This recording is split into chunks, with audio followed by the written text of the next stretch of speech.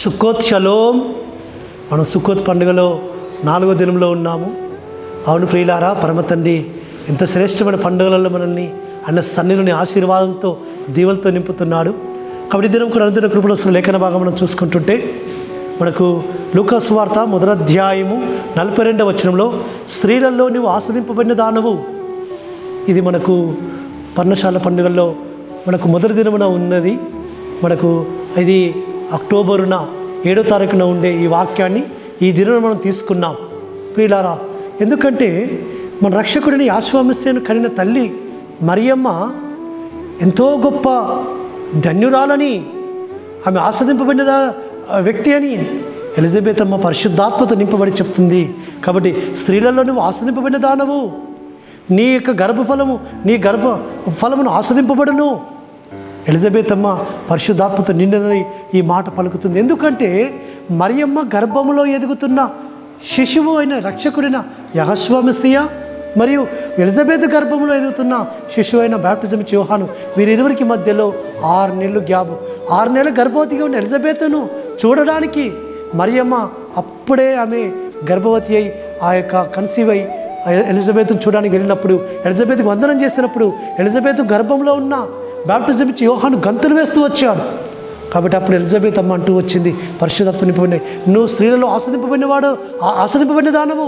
ఎందుకంటే ఈ భూమి మీద ఒక శ్రేష్టమైన కార్యమునకు, ఒక ఉన్నతమైన కార్యమునకు పరమ తండ్రి ఈ యొక్క మరియమ్మను ఎంచుకుంటూ వచ్చాడు.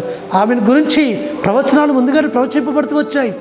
కాబట్టి ఆ ప్రవచనాల భాగంగా పరిశుద్ధాత్మ ద్వారా ఆమె గర్భం ధరించింది.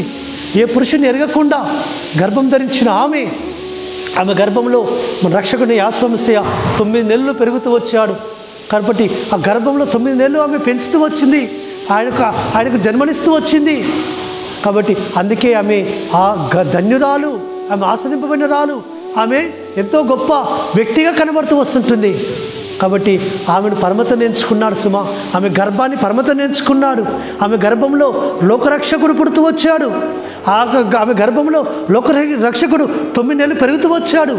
కాబట్టి మరియమ్మను ఒక ఉన్నతమైన స్త్రీగా ఎలిజబెత్ ప్రవచిస్తూ వచ్చింది, ఒక ఆశ్రయింపబడిన వ్యక్తిగా చూపిస్తూ వచ్చింది లోకానికి.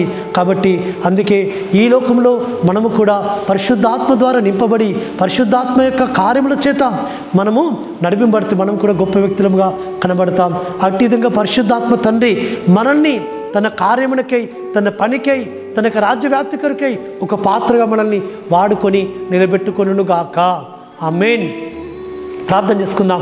పరలోకమందున్న మా తండ్రి, సర్వోన్నత జీవాధిపతి, స్త్రీలలో నువ్వు ఆస్వాదింపబడిన దానవు అని ఎలిజబెత్ అమ్మ తండ్రి మరియమ్మను చూసి అంటూ వచ్చింది. నాయన తనకి స్తోత్రములు. అవును తండ్రి, ఆమె గర్భంలో మీరు ఎదుగుతూ వచ్చారు 9 నెలలు. అయ్యా తండ్రి, ఆమె 5వ తండ్రి యెహోషువ మెస్సియాను మిమ్మల్ని కంటూ వచ్చింది నాయన తండ్రి, నీకు స్తోత్రం తెలుసుకొస్తున్నాం. కాబట్టి తండ్రి ఆమె ధన్యురాలవుతూ వచ్చింది, అయ్యా గొప్ప వ్యక్తిగా కనబడుతూ వచ్చింది. కాబట్టి ఈ లోకంలో తండ్రి మేము కూడా నీ పరిశుద్ధాత్మ శక్తితో నింపబడిన వారమై నీ నామ మహిమ కొరకు ఒక పాత్రగా మేము కూడా వాడబడికి సహాయం చేయమని ప్రార్థిస్తూ యెహోషువ మెస్సియా నామమున స్తుతించి ప్రార్థించి వేడుకుంటున్నాము తండ్రి. ఆమేన్. సర్వోన్నతుడు సర్వాధికారిని యెహోషువ మెస్సియా కృపా కనికరము మనకు తోడుగా ఉండి మనం బలపరిచి నడిపించును గాక. ఆమేన్.